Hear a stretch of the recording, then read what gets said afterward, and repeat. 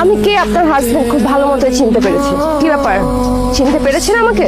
মামা চিনতে পারছি, তুমি কালকের ওই মেয়েটা না? মা গো, আমাকে বস্তিতে এসে এরকম ভাঙচুর করতেছো কি লেগা? কারণ আপনার ছেলে আমাকে অপমান করেছে, রাস্তায় সবার সামনে আমার গায়ে হাত তুলেছে। আপনারা কি ভেবেছেন আমি আপনাদের এমনি এমনি ছেড়ে দিব? বাড়ি ঘর বস্তি সবকিছু আমি জ্বালিয়ে ছারখার করে দিব।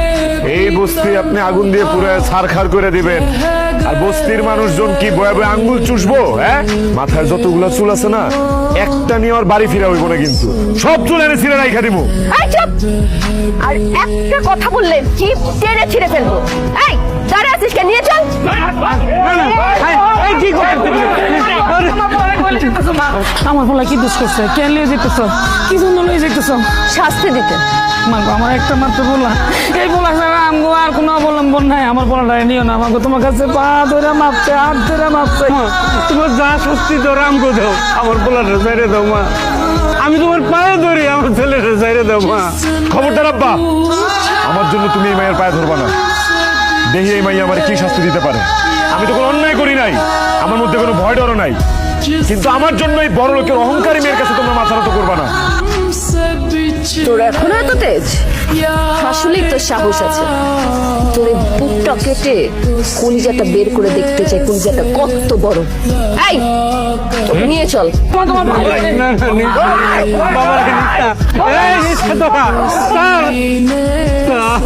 আমার বলার ছেড়ে দেন স্যার, আপনার মেরে চিনতে পারে নাই, এবারের মতো ক্ষমা করে দেন স্যার। আমি কথা দিতেছি, আমার বলার হলে আমি গ্যারেজে চলে যাবো। পাছার ছাড় বলছি, ছাড় আমার সাথে থেকে। তোর কত বড় সাহস, তুই আমার মেয়ের গায়ে হাত তুলছিস?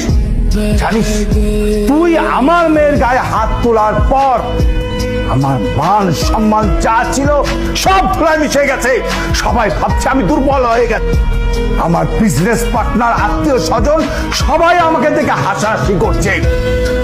আমার মেয়ে তোর বাবার ঝালমুড়ি দোকান ভেঙেছে, সেটার ক্ষতিপূরণও দিয়েছে, কিন্তু তুই আমার মেয়ের গায়ে হাত তুলে আমার যে ক্ষতি করেছিস সেই ক্ষতিপূরণ আজকে তোকে দিতে হবে।